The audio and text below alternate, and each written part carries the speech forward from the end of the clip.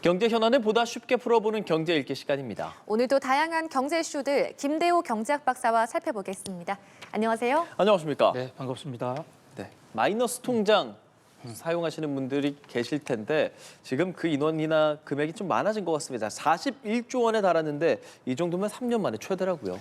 그렇습니다. 이 마이너스 통장이라는 게 자기 예금이 없어도 은행에서 일정 금액을 융자를 해주는 건데요. 그래서 뭐 대부분 직장에 취업하거나 직장인이나 특별히 사업 소득이 있는 분을 대상으로 은행이 급전을 조달해서 써라. 일일이 대출을 받으면 서류도 만들어야 되고 절차도 복잡하니까 이른바 마이너스 통장이라는 이름으로 주는데요. 이게 문자 그대로 마이너스 통장 잘못 쓰면 인생 마이너스 됩니다. 이게 조심해야 되는 거예요. 그런데 최근에 우리나라의 대형 은행들이 5개 있지 않습니까? 이 5개 대형 은행들 마이너스 통장 사용액이 무려 41조 원. 41조 원인데 절대액도 크지만 이게 최근 들어서 이제 급격하게 늘어나고 있다. 자, 이 많은 소비자들이 마이너스 통장이 금리도 일반 신용대출이나 주담대보다 높고 또 자칫 잘못하면 큰 어떤 부채의 악순환에 빠진다는 것을 알면서도 이렇게 많이 쓰는 데는 나름대로 고충이 있다고 보여집니다. 예. 이제 정부가 10월 15일 이른바 11.5 대책을 통해서 주담대, 주택을 담보로 하는 그 대출에 대해서는 엄격한 상한제를 두고 사실상 일정 금액 이상은 대출을 금지시켰습니다. 그런데 그 전에 부동산 계약을 해놨다든가 또는 다른 물건을 사기로 계약을 해놨던 사람들은 갑작스런 이 은행의 대출 규제에 계약을 취소하게 되면 더 큰 손해를 보니까 어쩔 수 없이 마통이라는 마이너스 통장을 더 늘린 측면도 있고 또 여러 가지 최근에 인플레 어떤 세상 속에서 소비 심리가 확대된 이런 여러 가지 요인이 있는 것 같습니다만 어쨌든 이달 들어서만 6천억 이상 늘어나고 있고 상당히 빠른 속도로 늘어난다. 이것은 우리 사회 전체가 좀 주목해 볼 대목이 아닌가 생각이 됩니다. 각자의 이제 고충이 있기 때문에 마이너스 통장을 이제 사용하는 분들도 많다라고 해주셨지만 또 반대로 요즘 이제 주식 열기가 뜨겁다 보니까 빚내서 투자하는 분들, 빚투하는 분들도 많아졌는데 이게 또 마이너스 통장을 사용하는 분들도 있겠죠? 그렇습니다. 이게 이제 주식이나 금 이런 금융 상품을 투자할 때요. 눈앞에 가격이 오르는 것처럼 보일 수가 있습니다. 이 예감이 직감이 반드시 맞지 않기 때문에 문제인데 그렇게 되면 투자할 때 투자를 해서 그 종목이 가격이 상승할 것 같으니까 투자한다는 그런 각도에서 내가 현찰이 없어서 저 종목 오를 텐데 지금 10억밖에 못 들어가는구나 또는 10만 원밖에 못 들어가거나 이랬을 때 마이너스 통장이 개설돼 있으면 마통의 유혹을 느낄 수가 있는 거지 않습니까? 마이너스 통장이 지금 은행마다 조금 다르지만 이자율이 한 5% 정도 돼요. 이게 연 5%란 말이죠. 그러면 하루 이자율은 365분의 5거든요. 그러니까 하루 이틀이면 별로 부담이 안 되는 것처럼 보여요.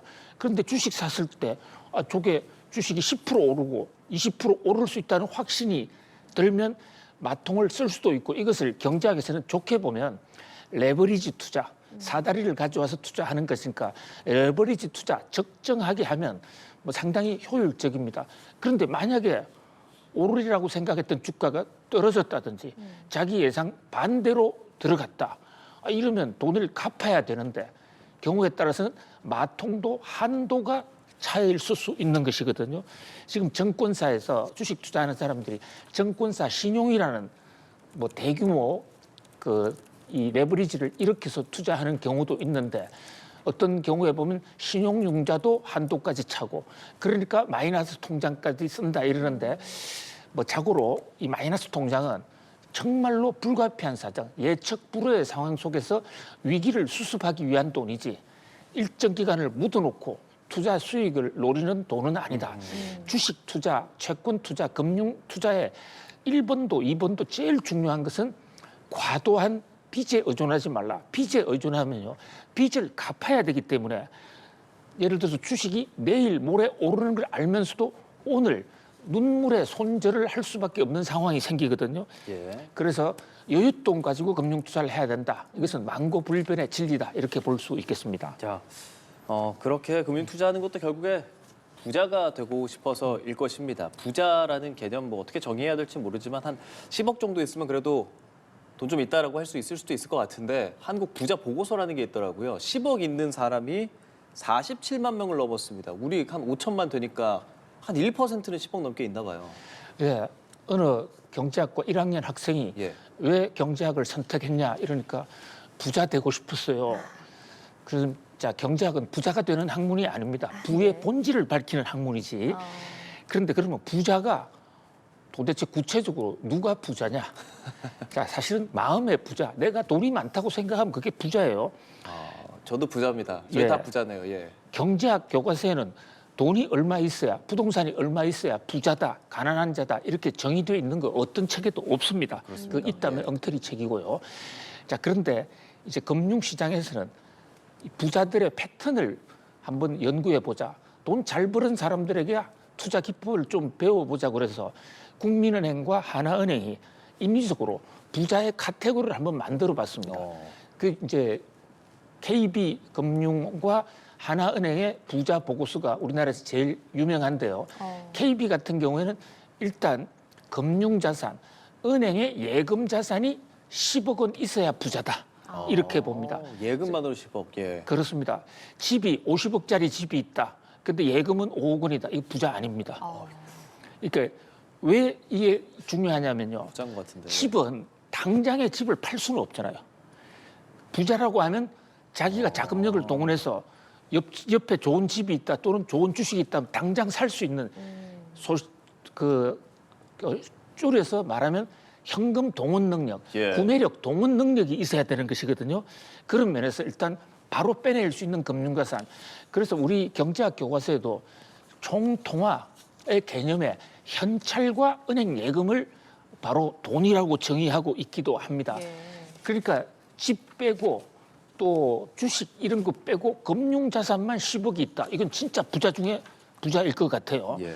그래서 부자들이 2025년에 조사해 보니까 47만 명이다. 저것은 이 국민은행의 그 여러 가지 고객들을 대상으로 사실상 표본을 해서 전 국민 조사를 한 건데 이 부자가 훌쩍 늘어났습니다. 47만 명. 1년 전, 2년 전 조사 때보다도 부자가 아주 많이 늘어났거든요. 자, 부자가 왜 늘어났느냐? 첫 번째는 이제 인플레가 되기 때문에 사실상 실질 가치로 보면 안 늘었다고 하더라도 인플레 된 것만큼 금액 단위가 높아졌을 거고 또 최근에 요즘 코스닥, 코스피 주가 많이 올랐지 않습니까? 한 6개월 사이에 엄청나게 올랐습니다. 그러다 보니까 금융자산이 많아진 분들도 있고 또 부동산도 최근 한 수년간 상당히 많이 올랐죠. 그러다 보니까 전체적으로 우리나라의 금융자산이 인플레이트 됐다. 좀 부풀어 올라 있다. 자, 이러면 더 좀 속상하지 않습니까? 부자가 아닌 것도 억울한데 지금 부자가 최근에 엄청나게 늘어서 47만 명인데 나는 거기에 끼지도 못했다. 예. 그런데 사람마다 다 사정이 있고 어려운 사람은 훨씬 더 많습니다. 부자도 부자대로 고민이 굉장히 많더라고요. 너무 스트레스 받으실 필요는 없고 다만 이 국민은행 보고서는 부자는 어떤 사람인가? 부자는 어떤 생각을 하고 있는가? 이것을 보여준 보고서다. 이제 참고할 필요가 있겠습니다. 박사님, 그러면 이제 부자가 되고 싶은 사람의 입장에서 좀 여쭤보자면 그 방법이요. 부자들은 이제 10명 중 4명 정도 보니까 이게 다 주식 투자로 수익을 냈더라고요. 앞으로 그럼 돈 버는 방식이 이전에는 이제 월급 차곡차곡 모아서 자산을 늘려갔다라고 하면 이젠 투자하는 방식으로 좀 이게 변화하는 흐름이라고 저희가 좀 봐야 될까요? 예, 주식 투자 비중이 상대적으로 많이 높아졌습니다. 이것은 전 세계적으로 자본시장, 그러니까 사람들이 돈이 생기면 그 돈을 주식이나 채권에 굴리는 게 선진국 패턴이에요. 상대적으로 우리나라는 그동안에 주식이 너무 코리아 디스카운트라 해서 인정받지 못하고 작전 세력에다가 또 일부 대주주들이 횡포까지 부려서 주식 사기당한다 이러는데 사실 주식시장이 건전하게만 크면 주식에 투자하는 돈은 그것이 기업의 시드마니로 들어갈 수 있기 때문에 그 돈이 또 기업의 파이를 키우고 또 주가가 올라가고 이런 선순환을 할 수 있게 됩니다. 뭐 실제로 작년 한 해 동안 보면 우리나라 주가가 많이 올랐습니다. 우리나라 주가만 오른 것이 아니라 서학개미들, 미국 등에 투자한 주식도 많이 올랐으니까 최근 이 부자가 10만여 명에서 47만 명으로 훌쩍 올랐는데 거기 대부분은 주식 투자한 사람이 많이 있을 것입니다. 그런데 이 금융기관의 부자는 현금 자산을 기준으로 하는데 부동산은 자기가 사고 팔지 않았으면 부동산을 깔고 앉아 있으면 10억이 20억 됐는지 잘 알 수도 없잖아요. 네. 뭐 그런 면에서 이 부자 보고서의 패턴을 보고 부동산 대신에 주식, 부동산은 치고 주식이 떤다. 뭐 이렇게 단순 비교하기는 어렵고요. 다만 자본시장에 관한 부자들의 인식이 좀 바뀌고 있다라는 그런 면에서 좀 유의한 통계로 보여집니다. 다만 이제 이 뉴스를 보고 있는 청년들도 많이 있을 거거든요. 근데 청년들 입장에서는 아니 뭐 일을 해야 내가 돈을 벌고 부자라도 되지라고 생각하는 사람들도 적지 않게 있을 것 같아요. 여윳돈도 되게 많이 줄었고 게다가 쉬었음 청년, 일자리 밖에 있는 청년이 상당하거든요. 어떤 생각 갖고 계세요? 그렇습니다. 사실 이 부자라는 것은 이 상대적인 개념이고 예. 또 부자의 일정한 요건도 없는 것입니다. 제일 이상적인 것은 자기가 열심히 일하면서 보람 느끼고 자본을 차곡차곡 쌓아가는 것일 그렇죠. 텐데요. 예. 우리 지금 20대, 30대 취업이 어려운 상태. 그리고 세대별로 소득을 비교해 보면 20대, 30대가 과거의 20대, 30대보다도 전체 소득에서 차지하는 비중도 지금 줄어들고 있거든요. 그런 면에서 이제 정부나 우리 사회에서는 청년들의 일자리를 좀 넓혀주는 당장의 손실이 생기더라도 일자리를 좀 만들어주는 노력이 필요하고요. 또 20, 30대의 청년 세대 입장에서도 지금 당장에 겉으로 화려한 것보다는 일단 경험을 쌓기 위해서 뭐 어느 자리라도 좀 들어가 보고 또 거기서 단계적으로 시드 마니를 계속 마련해 나가는 부자는 어느 하루아침에 이루어진 것은 결코 아니거든요.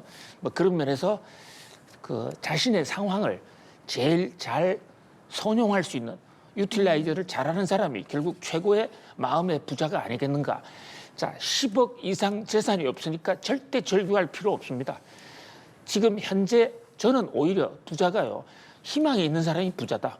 오늘보다는 내일이 소득이 더 늘어날 수 있다는 희망. 그렇게 해서 열심히 달려가는 사람이 진짜 부자지. 10억 저거 한 방에 다 없어질 수도 있습니다. 예. 예를 들어서 닷컴 버블이 터진다든지 예. 뭐 그런 면에서 우리 같이 희망을 갖고 화이팅입니다. 또 희망을 예. 갖고 가는 그런 부자가 되었으면 하는 그런 마음입니다. 네, 박사님께서 계속해서 희망적인 이야기를 해주지만 저 입장에서 물어보고 싶은 것이요. 사실 2030 이제 청년들이 일을 해도요. 이제 소득은 뭐 비슷하지만 계속해서 나가는 뭐 주거비라든가 이자 이런 것들이 높아지다 보니까 결국 좀 여유 있게 쓸 수 있는 돈은 줄어든다. 또 이런 이야기가 있거든요. 정부 차원에서는 이런 부분에 대해서 좀 어떻게 대응을 하고 있습니까? 그렇습니다. 이게 그 과거에 비해서 빈익빈 부익부 또는 양극화 현상이 전 세계적으로 좀 더 벌어져 있는 상태입니다. 그러다 보니까 새로 출발하는 사람이 그만큼 상대적으로 과거에 새로 출발했던 사람들보다는 좀 더 어려운 것이 현실인데요. 뭐 그런 각도에서 지금 정부에서 부동산 같은 경우에도 청년들에게 당첨의 기회를 좀 더 준다든지 또 청년들 자산 형성에 대해서는 이자를 좀 더 주는 과거에 우리 재형저축이라고 있었더랬습니다. 60년대, 70년대 그 당시에는 이자가 40% 정도 됐어요. 젊은 청년들이 어떤 직장에 들어가서 조금씩 돈을 모으면 그것은 금융기관 이자보다도 훨씬 더 많은 이자를 준 이런 시스템이거든요. 자, 지금 시스템에 그런 것 좀 도입해 볼 필요가 있는 거 아니냐. 그냥 노는 사람에게 돈을 주는 것보다는 희망을 갖고 조금이라도 일하는 사람들이 그 사람들이 저축을 하고 투자를 했을 때는 거기에 세제 혜택이나 금융 혜택을 사회가 분담해서 좀 몰아주는 그런 청년층 부형성의 어떤 사회가 함께하는 그런 정책도 좀 강구해 볼 필요가 있다는 생각을 해 봅니다. 박사님께서는 이제 어른이시고 또 경제를 연구하시는 분으로서 그럼 청년들이 그냥 쉬었으면 청년 진짜 많잖아요. 예. 왜 그렇다고 생각하세요? 예, 그냥 쉬었음 예. 정말 안타까운 일인데요. 이게 우리나라 실업 통계, 우리나라뿐만이 아닙니다. ILO 국제기구가 실업자를 어떻게 분류하고 있느냐면요. 실업자는 내가 직장을 찾으려고 한 달에 6번 이상 또 몇 번 이상 노력을 해도 안 되는 사람. 그 사람들을 실업자로 보는데 사실 실업자보다도 더 심각한 사람이 아예 희망을 다 거둬버리고 집에서 계속 쉬고 있는 그것을 요즘 통계로는 그냥 쉬었음. 이런데 이 숫자는 일할 의지가 없을 수도 있지만 내가 나가봐야 어차피 취업 안 됐을 것이야. 그러니까 사실상 더 심각하지 않습니까? 그런 면에서 우리 고용 통계도 실업자 대책도 물론 필요합니다만은 실업자도 되기 어려운 저 진짜 오리지널 실업자들을 위해서 그들에게 미래를 좀 열어주는 그래서 이분들에게 대해서는 일자리 자체도 개방하는 것이 중요하지만 그분들에게 뭐 재교육 또는 일자리 교육 이런 것도 좀 사회적으로 지금 우리나라 지방자치단체나 정부에서 재교육 같은 프로그램이 좀 많이 있습니다만은 좀 더 적극적으로 한번 정부가 제도를 좀 총점검해 보고요. 또 본인들도 자 쉬면 마음은 편할지 그러니까 쉬면 몸은 편할지 모르지만 저는 마음이 훨씬 더 고통스럽지 않을까 예. 그런 면에서 좀 나오는 용기를 내서 좀 나오는 그런 자세의 변화도 필요한 것으로 보여집니다. 네. 사실 올해 이제 주택 매매 시장에서요, 그러니까 주택 매매할 때 여러 가지 종류가 있습니다. 아파트도 있고 오피스텔도 있고 뭐 여러 가지가 있는데 이 중에서 단연 최고를 기록하는 것이 아파트의 매입 비중이 계속해서 높아지고 있는 추세인데요. 이런 부분을 보면 어쨌든 투자를 위해서라면 아파트를 매매하는 게 낫다라는 이런 생각이 계속해서 확장되고 있는 걸까요? 예, 우리나라 주택법과 건축법 규정을 보면요, 집에는 크게 단독주택이 있고 공공주택 이렇게 두 개로 나눠집니다. 네. 단독주택은 뭐 길거리 흔히 많이 볼 수 있으니까 뭐 따로 설명이 필요 없죠. 공공주택은 이게 연립주택, 다세대주택, 다가구주택, 아파트 이렇게 네 개로 분리되는데요. 네. 그러면 아파트와 다른 주택의 차이는 뭐냐? 한마디로 높이가 5층이어야 돼요. 그렇죠. 5층 이상의 공동주택을 아파트라고 그럽니다. 아파트처럼 생겨도 4층으로 돼 있으면 그것이 연립주택이나 다세대주택이거든요. 예. 지금 우리나라 전국에 아파트가 모든 주택에서 차지하는 비중이 55%, 60% 아파트가 가장 많습니다. 그런데 지금 이달에 또 지난달에 매매 거래 형태를 보니까요. 80%가 아파트예요. 그러니까 아파트가 워낙 많기도 하지만 그것보다도 훨씬 더 많이 거래되고 있다. 이런 식으로 가면 우리나라 전국이 아파트로 예. 완전히 아파트 공학이 될 수도 있죠. 미국 같은 나라에 비한다면 아파트 비중이 압도적으로 높습니다. 왜 이렇게 되느냐? 땅이 좁기 때문에 그런 것도 있지만 아파트는 대형화되어 있고 하나의 표준화가 되어 있습니다. 그러니까 매매가 그만큼 쉬운 겁니다. 사겠다는 사람도 많고 팔겠다는 사람도 많고 뭐 거기다가 또 생활이 편리하고 또 아파트가 대형 단지로 들어서면 거기에 상가도 많이 들어서고 그런 면에서 아파트 쏠림 현상이 지금 계속 높아지고 있는 데다가 특히 연립주택 같은 경우에는 최근에 전세 사기가 싹틀 수 있었던 것은 그게 실제로 전세가 얼마냐 아파트 가격이 얼마냐를 몰랐기 때문에 그 특히 20, 30대들이 속은 측면이 많거든요. 그것은 연립주택 자체가 거래량이 많지 않기 때문에 표준 가격이 결정되지 않았던 거란 말이죠.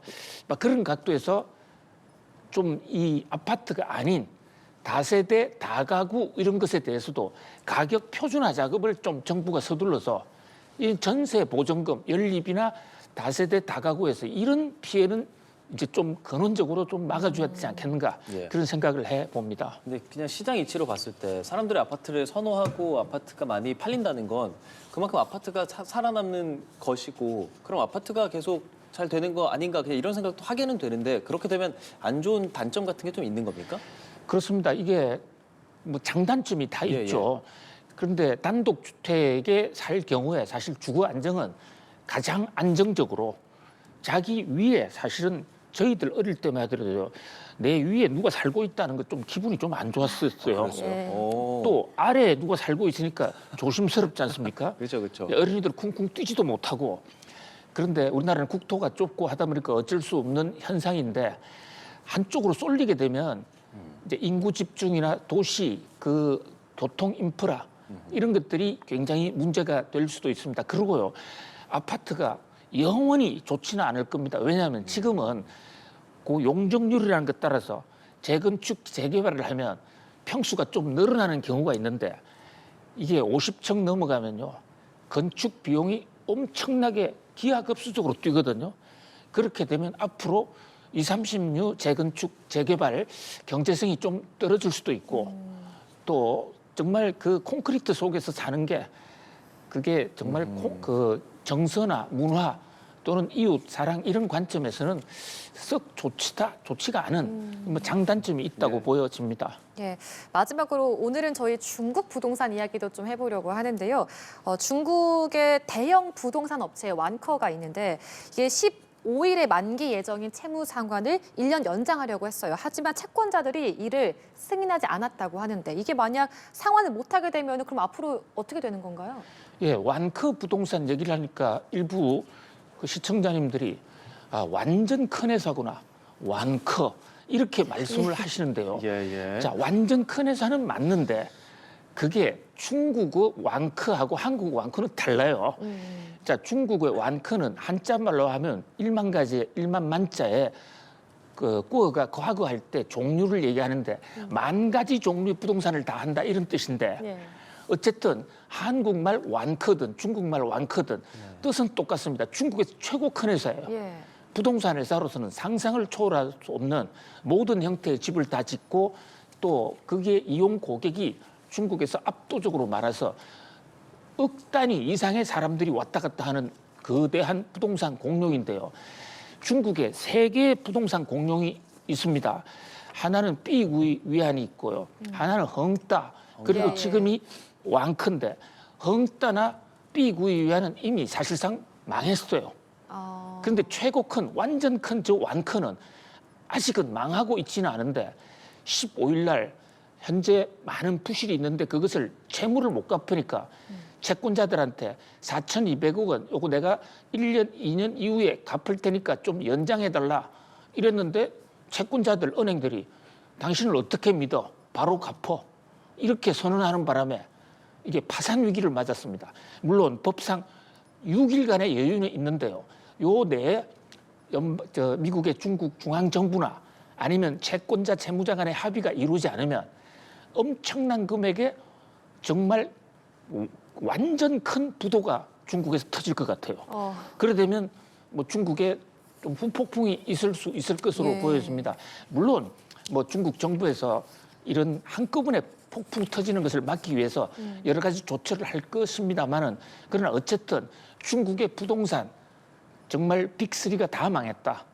그동안에 중국이 부동산을 가지고 경기를 키워왔는데 이게 이제 한계에 이르면서 부동산에서도 망하고 중국 경제도 휘청해지는 그런 면에서 사실 부동산 경기를 띄워서 경제를 살리는 방법이 문제가 있다는 것을 실정적으로 보여주는 산 교훈이기도 하거든요. 그런 면에서 우리도 이 부동산 위주의 경제 어떤 거품 이 대목에 대해서는 정말 조심해야 되겠다는 그런 반면 교사를 얻게 됩니다. 예, 알겠습니다. 관련해서는 개선안해서 상환 기한 18일에 재논의한다고 하니까요. 또 말씀 나눠보도록 하죠. 김대호 박사와 함께했습니다. 오늘 말씀 고맙습니다. 감사합니다. 네.